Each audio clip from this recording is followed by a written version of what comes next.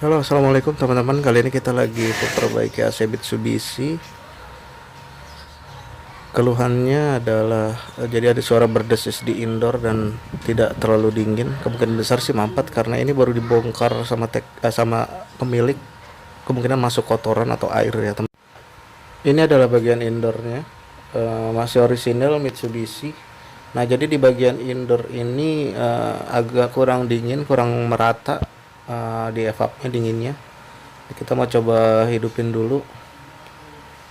Jadi sirkulasi freon seperti tidak lancar. Jadi ada suara-suara kayak mampet gitu ya, kayak suara air gitu.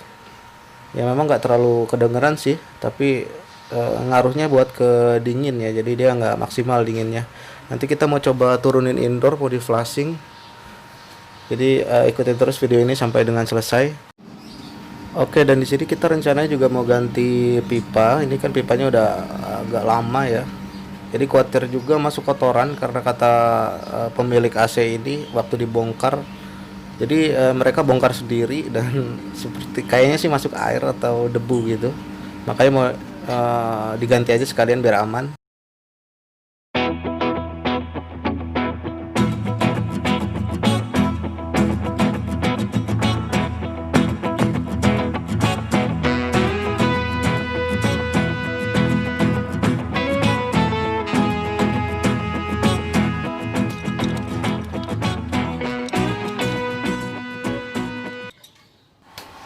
Oke, di sini unit indoornya sudah turun. Ini Mitsubishi. Nah, ini jadi evaporator sini nih suka kedengaran bunyi kayak berdesis, kayak nggak lancar gitu. Nah, nanti kita mau flashing dari sini nih. Oke, di pipa in outnya, istilahnya gitu ya. Biasanya sih saya pakai metil ya, yang biasa dipakai buat kulkas. Nah, ini kita bisa masukin metil sebenarnya satu, dua atau tiga botol lah ya. Tergantung tingkat kemampetannya. Jadi kalau banyak oli di dalam evap atau banyak kotoran, mungkin bisa lebih banyak metil. Saya lebih suka pakai ini karena pertama lebih aman daripada saya pernah beberapa kali lihat tukang AC tuh pakai kayak apa? Kayak bensin ya gitu, terus spiritus kayak gitu.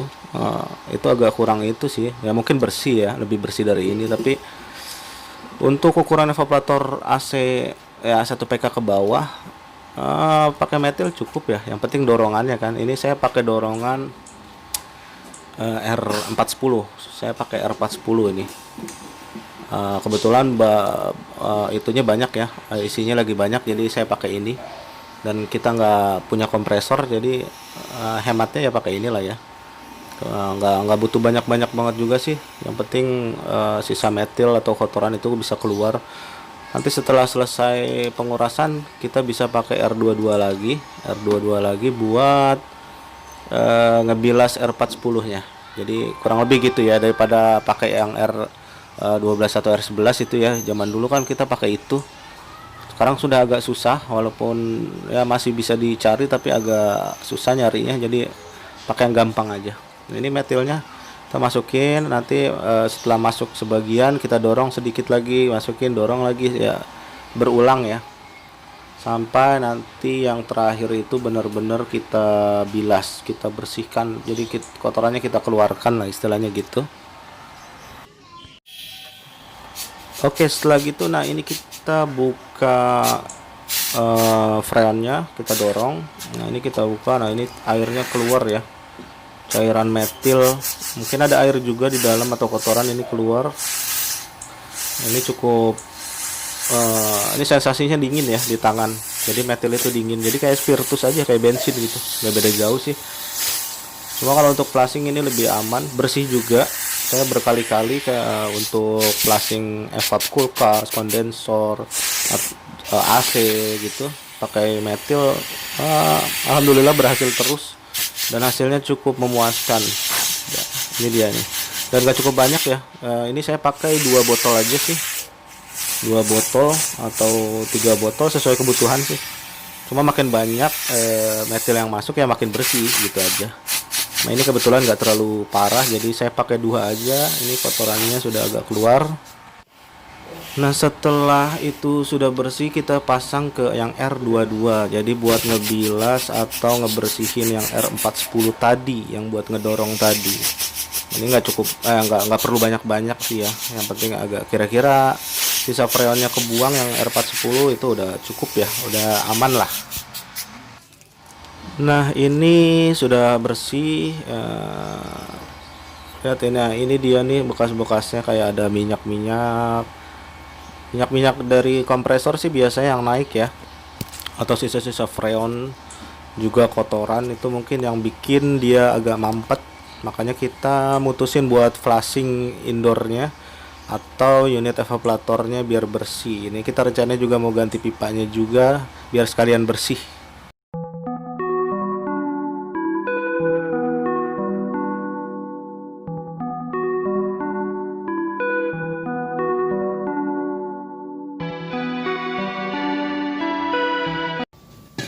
Oke, setelah instalasi pipa kepasang, ini kita coba flushing lagi pakai R22.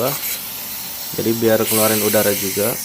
Kebetulan ini kita nggak vakum karena kemarin sebelum pengerjaan ini tuh kompresor udah divakum ya. Kita cuma mau ngeluarin udara dan nguras sedikit lagi untuk bagian pipa-pipa sama evaporatornya lagi. Jadi ya sebenarnya sih bagusnya pakai alat vakum, cuma kebetulan kita nggak bawa. Nah kalau untuk ini bisa diikutin, boleh juga enggak, karena bagusnya memang pakai alat vakum. Jadi untuk walaupun untuk R22 sih sebenarnya nggak divakum juga sih, nggak terlalu masalah ya, kecuali vakum kompresor ya. Kompresor itu tetap harus divakum. Jadi kita pakai R22 aja ini buat ngedorong udara sama ngebersihin juga, takutnya masih ada kotoran sedikit. Oke, selanjutnya sih tinggal buka bagian valve atau katup ya, pakai kunci L. Ini kita buka. Nah ini juga pipanya kan ini udah kepasang ya teman-temannya, udah kepasang, udah rapi. Kita tinggal buka. Ini tetap kepasang manifold sama ke R22. Nanti mungkin agak berkurang freon atau gimana gitu kan, nanti kita coba tambahin lagi. Nah untuk masalah flushing ini sebenarnya ini caranya cukup ampuh buat mengatasi mampet di evap. Beberapa kasus juga bisa mampet di kondensor. Nah kalau kondensor agak ribet lagi, mungkin tutorialnya nanti kita bikin di lain waktu.